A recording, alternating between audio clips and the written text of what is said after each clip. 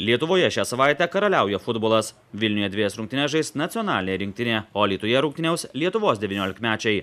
Nacionalinės Lietuvos rinktinė šiandien laukia principinė dvikova su Estija. Europos čempionato atrankos turnyrą abi Baltijos šalys pradėjo pergalėmis. Lietuva nugalėjo San Mariną, Estija įveikė Slovėniją. Stebim savo tos kaimynų žaidimą irgi žinojom, kad tikrai labai gerai pasirodė praeitais metais, praeitam cikle ir nenustebino tikrai, kad čia laimėjo prieš slovėnus. Ir žinom, kad laukia mūsų labai sunkios varžybos ir manau būsim tikrai labai gerai nusiteikę ir sieksim iškovoti pergalę. Po Baltijos derbis, kaip bebūtų, papildomos emocijos. Kiekvienose varžybose kovosim dėl pergalės, nesvarbu, tai dabar estai ir slovėnai. Ir einam į aikštę ir bandysime tai gyvendinti, kaip pavyks.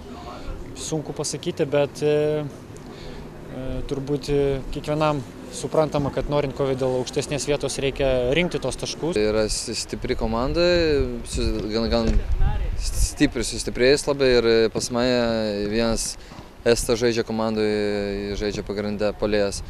Irgi geras žaidėjas labai, tai aš manau nebus labai lengva, bet kovosim tik dėl pergalės.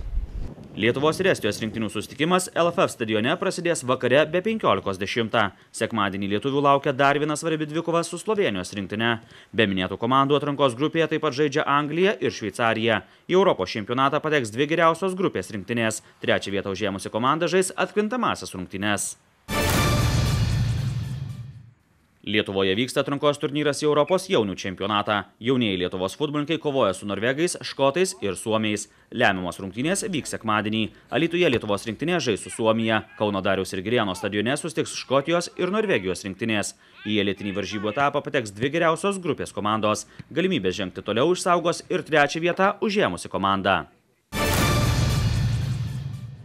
Ledo ritulio sirgaliai turės retą galimybę pamatyti Lietuvoje rungtyniaujantį olimpinį čempioną Darių Kasparaitį. Į Lietuvą grįžusi buvusi NHL lygos žvaigždė žais ne tik draugiškas rungtynes Lietuvos rinktinės veteranų gretose, bet ir vėl užsivilks Vilniaus Hockey Punks klubo marškinėlius ir žais nacionalinės ledo ritulio lygos rungtynes su Rokiškio komanda. Intriguojančios rungtynės vyks šeštadienį Vilniaus pramogų arenoje.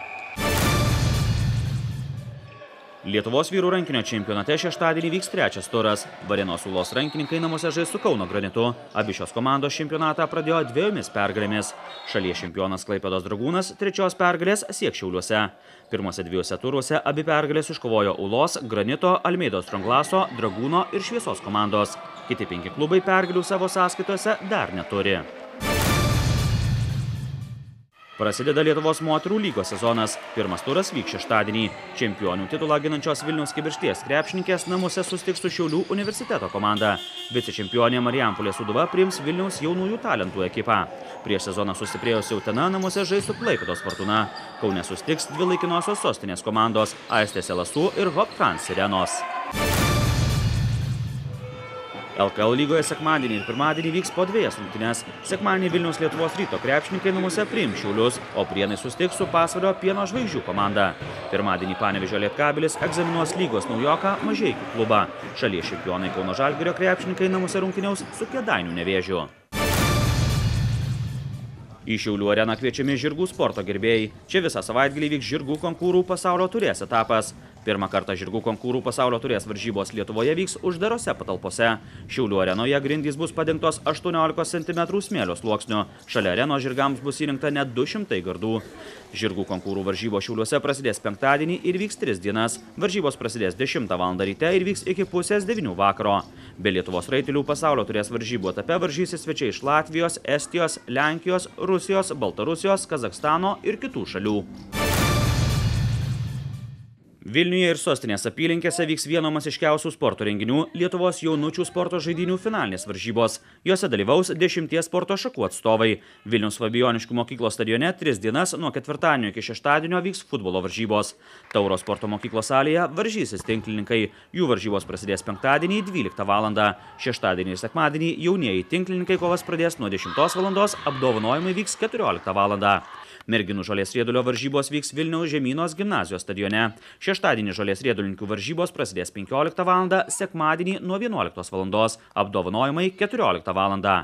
Vilniaus krepšinio mokyklos salėje dėl medalių kovos jaunieji krepšininkai. Šeštadienį vyks merginų ir vaikinų pusfinaliai. Sekmadienį bus kovojama dėl bronzos ir aukso medalių. SEP arenoje visą šeštadienį vyks badmintono varžybos. Jos prasidės 9 val. Ryte, badmintono varžybų nugalėtojai paaiškės tik 7 val. Vakare. Jaunučių sporto žaidynėse netruks ir 2 kovinių sporto šakų varžybų. Net 3 dienas Ekinsto sporto salėje kovos jaunieji šalies boksininkai. Lengvosios atletikos manieže kovos imtynininkai. Šeštadienį vyks graikų romėnų imtynių varžybos. Sekmadienį varžysis laisvųjų imtynių atstovai.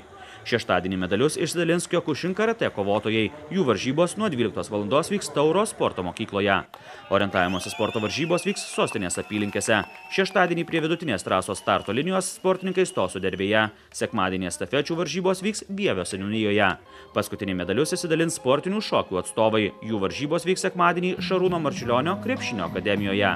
Lietuvos sporto federacijų sąjungos organizuojamuose Lietuvos jaunučių sporto žaidynėse iš viso dalyvavo daugiau negu 200 000 jaunųjų Lietuvos sportininkų.